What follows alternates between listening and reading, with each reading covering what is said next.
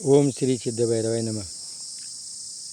बघा, आपण जर एकमेकाला भेटलो तर काय म्हणतो, राम राम. आली रामराज्य काय उन्हे आम्हाशी. बघा, रामराज्य जर आलं तर कोणालाच काही कमी पडत नाही. बघा, रामाच्या राज्यामध्ये रामाचं जी आपण एकमेकाला रामराम घालतो, नुसतं रामराम रामनामाचा जप करा, नुसतं रामनामाचा जप करून चालणार नाही. राम जसा वागला तसं आपण वागलो तर खरं रामनामाचा अर्थ आहे. अयोध्येचं राज्य बघा, कैकई आणि मंथरा, कलुषित बुद्धी. आजही समाजामध्ये कैकई आणि मंथरा घरोघर आहेत. भरताला राज्य, रामाला वनवास. रामानं बापाची आज्ञा पाळली. आज काय करतो आपण? बापाची आज्ञा पाळतो का? नाही. राज्याचा त्याग केला. स्वतः लोकांनी निंदा केली, बायकोचा त्याग केला. आणि आज आपण बायकोचं ऐकून भांडणं करतो. आणि मग वाईट वृत्तीच्या लोकांना मारलं. रावणाला मारलं, गादीवर कोणाला बसवलं? बिभीषणाला. सुग्रीवाला मारलं, गादीवर कोणाला बसवलं? वालीला मारलं, सुग्रीवाला बसवलं. बघा, ज्या वेळेला भरत मामाच्या घरी असतो, इकडं मग अयोध्येमध्ये हे असं काही झालेलं असतं. ज्या वेळेला भरत येतो त्यावेळेला कैकेयीला खूप आनंद होतो. कारण ती मुला, मी तुझ्या करताय ना, रामाला वनवास पाठवलं, तुला राज्य घेतलं, आता तू मस्त राज्य कमव.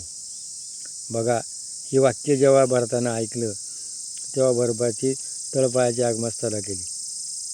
आज बघा, फुकट जर मिळलं ना तर आज किती आनंद झाला असता. म्हणजे हे कलियुग आहे, हे स्वार्थी युग आहे.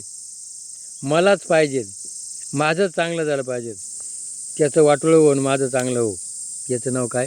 कलियुग. आजच्या युगात किती आनंद झाला असता. भाऊ भावाचे काय करतात? बांध फोडतात, एकमेकाचे लग्न मोडतात. बघा, घराघरात कलह लावून देतात आणि समाधान मानतात. आणि भरत काही कौशल्यपशी गेला, लढायला लागला. मग वशिष्ठांना सांगितलं, आता राज्यात बसवल्याशिवाय राज्याचं दहन करता येणार नाही. नाही म्हणे, मी राज्यावर बसणार नाही, मला राज्य नको. ही भावना त्यावेळेला होती, मला नको. त्याग, निस्वार्थीपणा. आज काय झाला आहे? स्वार्थीपणा झाला आहे, कपटीपणा झाला आहे. प्रत्येक माणूस त्याचं वाईट होऊन माझं चांगलं हो, याचं नाव कलियुग. बघा, ज्या वेळेला आपण दुसऱ्याचं वाईट करतो ना त्यावेळेला आपलं झालेलंच असतं. काय म्हणतो आपण? विनाशकाळ विपरीत बुद्धी. आज समाजामध्ये काय झाली? विपरीत बुद्धी झाली. लोक परमार्थ करतात, सप्ते बसवतात, देव खूप करतात. पण हे कसं आहे? अवघे पोटासाठी ढोंग, ते कैसा पांडुरंग. आज मोठमोठे बाबा कोट्याधीश झाले, मोठमोठे असे काही भोंदू बाबा आहे ते कोट्याधीश झाले. आज देवस्थान आहे, तिथं ठेवायला पैसा नाही, जागा नाही. आणि आज काय झाले? गोरगरीब शेतकरी आज उपाशी मरू राहिला आहे. आज या देवाच्या नावाखाली तुकाराम महाराजचा अभंग जो खरा उलाला, अवघे पोटासाठी ढोंग, ते कैसा पांडुरंग.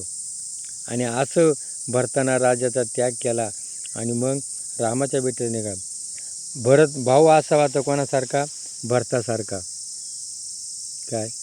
आणि मग भरतानं पायी चालत आणि त्या रामाची भेट घेतली आणि रामाच्या पादुका घेऊन आला. आणि त्या पादुका डोक्यावर ठेवून 14 वर्ष निर्हार आणि त्याग करून आणि 14 वर्ष काढली. आणि आज काय आपण असतो? म्हणून रामाचा आदर्श घ्या, भावाभावावर प्रेम करा, एकमेकावर प्रेम करा. आज राजांनी सुद्धा रामानं कसं राज्य केलं याची नीती घ्यायला पाहिजे. आज एकदा सत्ता मिळाली, कोट्याधीश होतात, संघ काही आणत नाही, संघ काही नेत नाही. म्हणून रामराज्य जर व्हायचं असेल तर रामाचा आदर्श घ्या, भावाभावाचा आदर्श घ्या, आणि एकमेकावर प्रेम करा, जगा आणि जगू द्या. ही संस्कृती उभी करा. डोळ्यावरलं झापड काढून टाका. तुम्ही संघ काही आणलं नाही, संघ काही नेणार नाही याची भावना ठेवा आणि सुजलम सुफलम भारत करूया. हे जर पटलं असेल तर करा. जय भैरवनाथ.